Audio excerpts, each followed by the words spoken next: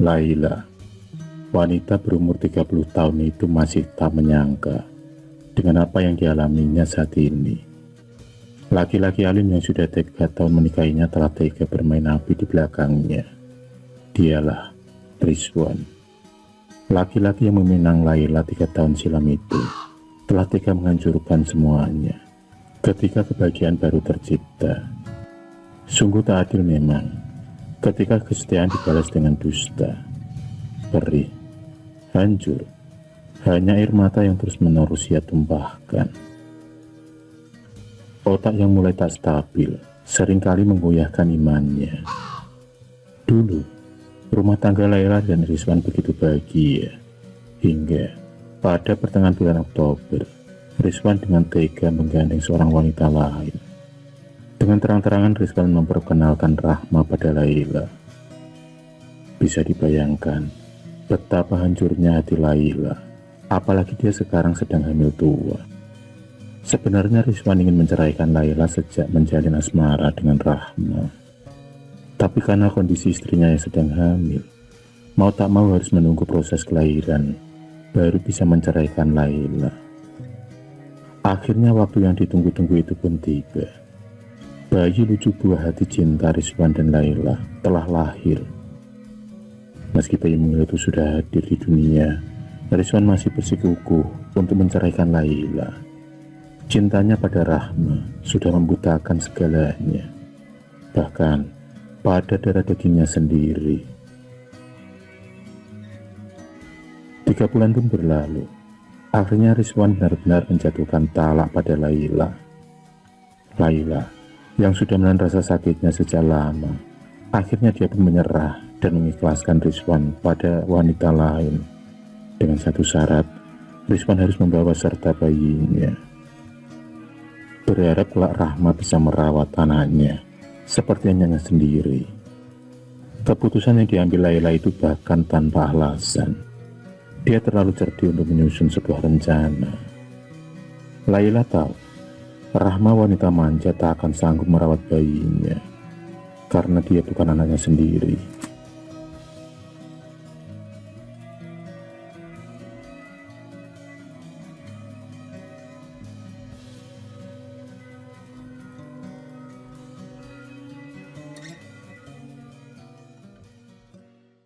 Tentu saja Rahma yang mengetahui permintaan Laila langsung menolak. Begitu juga Rizwan, karena mungkin mereka tidak akan bisa hidup tenang dan menikmati malam pertamanya dengan nyaman. Tapi akhirnya mereka bisa mengalah demi mendapatkan izin menikah. Rahma yang mendengar ancaman Laila hampir saja tangannya mendarat di pipi Laila. Tapi untung dapat dicegah oleh Rizwan. Meski menahan tangis, Laila mencoba tetap tegar. Dia tak ingin terlihat lemah. Setelah menandatangani surat perjanjian itu dan hitam di atas putih, Laila kemudian memberikan bayi mungilnya kepada Rizwan. Setelah menciumnya berkali-kali. Tunggu ibu nak, ibu pasti menjemputmu, ucap Laila di dalam hati. 1 bulan kemudian acara pernikahan Rizwan dan Rahma pun digelar secara sederhana di rumah mempelai wanita. Rizwan begitu sumringah karena cita-citanya untuk hidup bersama Rahma akhirnya terwujud. Malam pertama yang harusnya dilalui dengan bahagia, tapi tidak untuk pasangan ini. Karena anak Laila yang diberi nama Husna itu mendadak rewel dan tak berhenti menangis. Rahma tampak mulai kesal. Berulang kali dia mengomel. Tapi lagi-lagi ancaman Laila tentang harta Rizwan yang akan jatuh pada tangan Laila kalau dia gagal dalam merawat Husna. Kalau dia ingat ancaman itu, maka dia akan kembali bersabar dan pura-pura menjadi ibu sambung yang baik.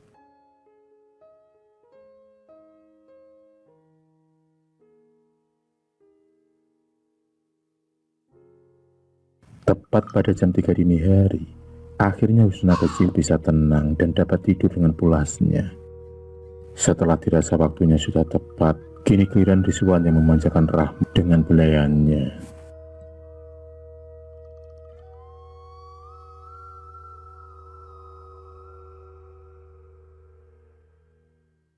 Baru saja Rizwan naik di atas ranjang, tiba-tiba dia menjerit ketakutan. Tak kalah melihat wajah Rahma berubah menjadi sosok yang mengerikan. Lidahnya menjulur dan tubuhnya bersisik. Bau amis pun keluar dari tubuh Rahma, hingga membuat Rizwan sedikit mual dan ingin muntah. Setiap kali Rahma mencoba mendekati Rizwan, malah Rizwan lari ketakutan. Dia seperti melihat sesuatu yang menjijikkan, hingga menggagalkan malam pertama mereka. Rizwan memilih tidur di samping Husna kecilnya, ketimbang dengan istri barunya. Malam pertama yang gagal, tentu tidak di malam kedua. Seperti pengantin baru pada umumnya, Rizwan dan Rahma selalu dimabu asmara. Mereka menunggu waktu yang tepat, dan tentu saja setelah Husna kecil sudah tertidur pulas. Dan untuk malam kedua kali ini, semua sudah dirancang begitu sempurna. Tepat pada pukul 2 dini hari, lagi-lagi aroma amis dari tubuh Rahma kembali menyeruak hidung Rizwan, yang membuatnya enggan bersenggama dengan Rahma. Entah kenapa tubuh Rahma, yang biasanya wangi, kini mendadak bau amis pada jam-jam tengah malam. Tak hanya itu, Rahma juga bertingkah aneh, meliuk-liuk di atas ranjang, seperti hewan melata. Lidahnya sering menjulur-julur tak jelas, serta rambutnya yang diacak-acakkan. Hal itu membuat Rizwan malas untuk mendekati Rahma. Semakin hari tubuh Rahma semakin kurus. Wajahnya tak secantik dulu. Kulitnya pun mulai keriput. Ditambah lagi perut Rahma semakin membesar, padahal tak sedang hamil.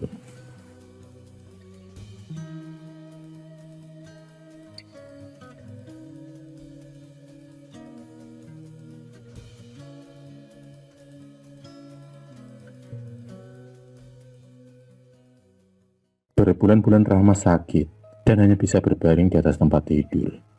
Jangankan merawat Husna, merawat dirinya sendiri saja Rahma harus mengandalkan orang lain. Meski sudah berobat kemana-mana, tapi Rahma belum juga bisa disembuhkan. Bahkan perutnya kini semakin lama semakin membesar.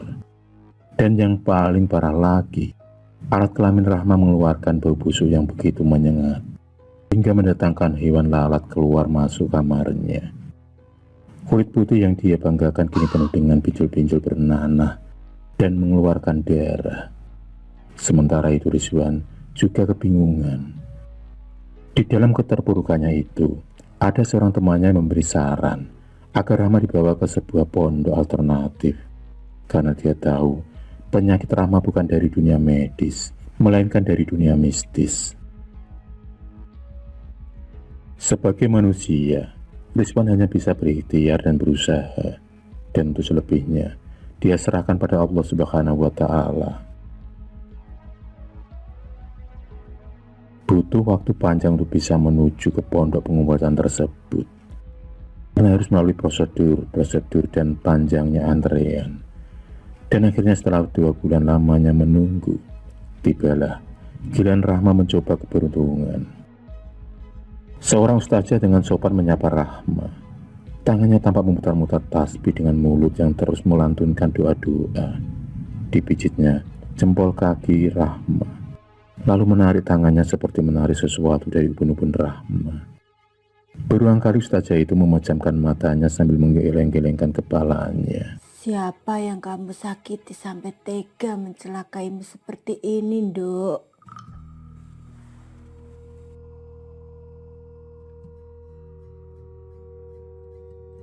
Rahma kembali mengingat masa lalunya.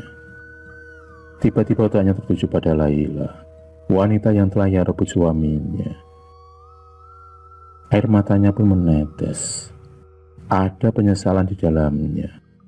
Rahma akhirnya menceritakan semuanya pada ustazah tersebut. Dia pun merasakan apa yang Laila rasakan.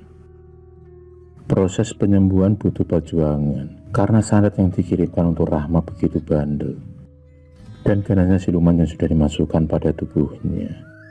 Sementara itu Laila tampak tertawa puas karena melihat penderitaan Rizwan dan Rahma. Rasa sakit yang dialaminya dulu belum seberapa dibandingkan penderitaan Rahma saat ini. Laila terus mencari bukti-bukti kelalaian wanita bundi itu dalam mengasuh Rusna. Dan bukti-bukti itu selalu membuatnya geleng-geleng kepala. Lewat rekaman CCTV terlihat jelas kalau Rahma sering memukul Husna saat rewel. Maka tak heran kalau sekarang Husna mengalami gizi buruk lantaran kurangnya perhatian dan tak terlalu diberi makanan yang layak.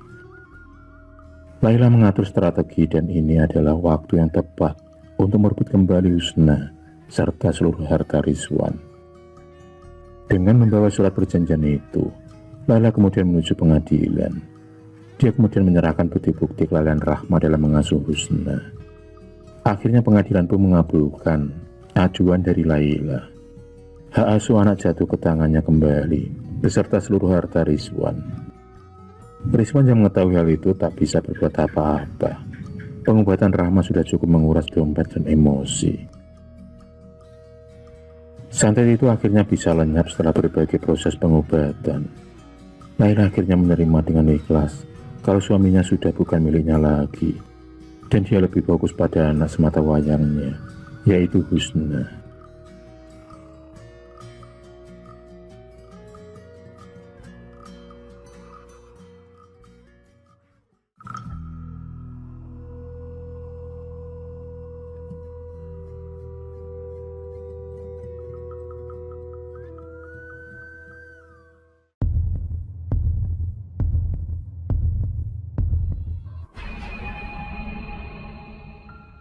Terima kasih sudah menonton video cerita bergambar ini.